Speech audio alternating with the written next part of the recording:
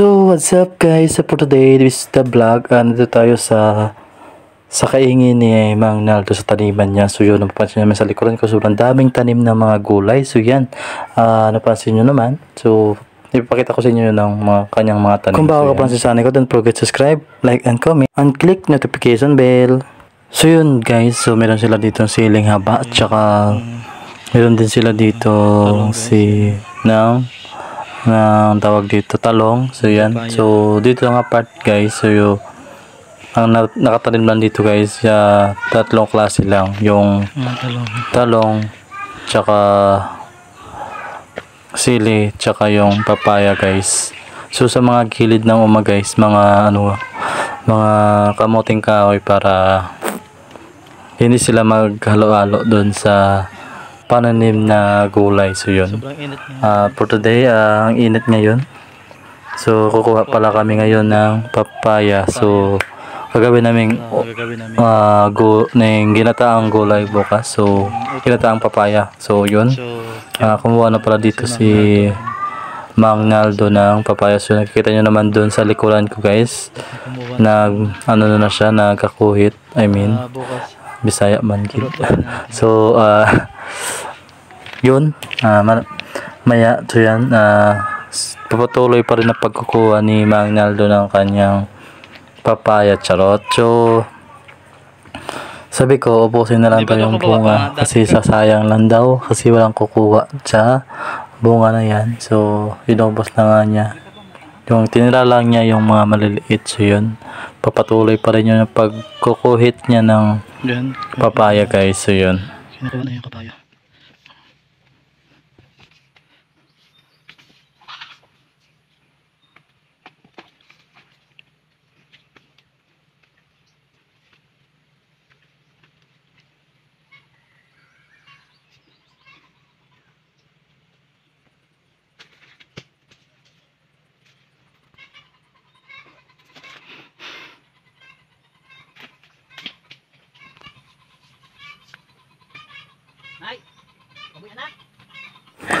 So yun guys, pagkatapos namin doon sa isa, lumipat naman kami dito sa isang kaingin. So yun, pansin nyo naman dito si Mang Naldo. So inaayos na yung kanyang tanim na ampalaya. So meron sila ditong tanim guys sa ampalaya.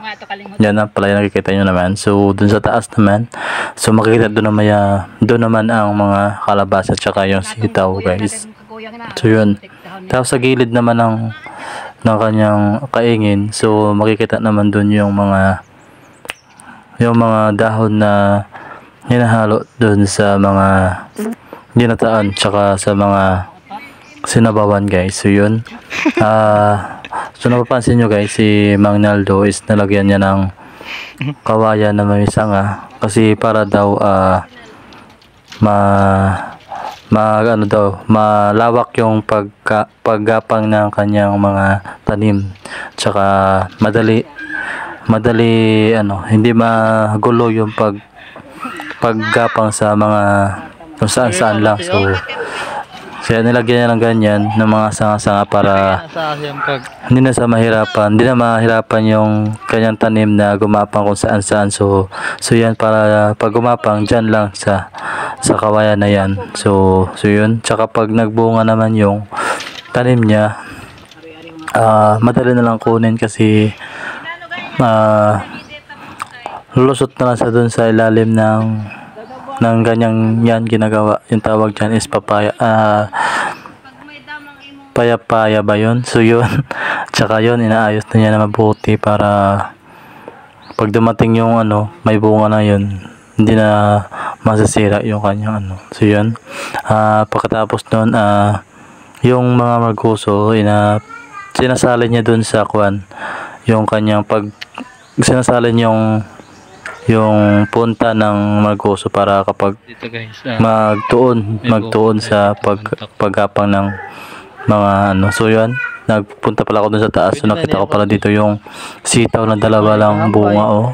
Pwede na to sana. So kaso dalawa lang, so hindi pa muna natin kukunin. So sabi niya sa akin, hayaan na lang daw kasi dalawa lang naman. So yun guys, ganon ka sipag si Mang Naldo magtanim ng mga gulay. So yun, Nakikita nyo naman yung gaano kalawak yung kanyang taniman ng mga gulay. So yan. Meron dito yung okra, sitaw, tsaka kalabasa. So yan, nakita nyo naman gaano kalawak yung kanyang taniman. So yun.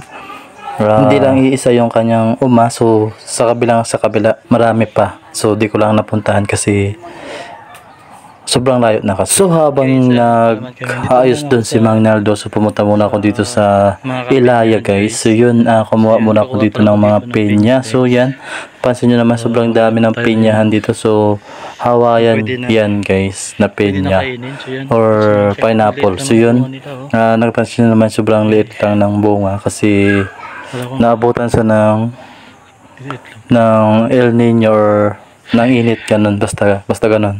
So yun, mamaya kukuha na ako dyan. So yan, napapansin nyo naman, kukuha ako ng 3 peraso kasi kasi sa masarap daw kumain kapag mainit yung panahon. So yun, kung pagpipilian ka guys, saan mo gustong tumira, probinsya or syudad? So siyempre ako syudad, probinsya kasi kahit wala ka man lang pera, so meron ka naman sariling tanim, so hindi ka talaga dito magugutom. So yun, shoutout pala dun sa classmate ko na si Rainier Mendo. So shoutout din dun sa mga vloggers dito sa Romblon and Yoyo Vlog, Katikson TV and others. So hindi ko na makilala yung iba. So yun lang guys, and kung bago pa lang kasi sa channel ko, don't forget to subscribe and comment and click notification bell. Bye bye, God bless.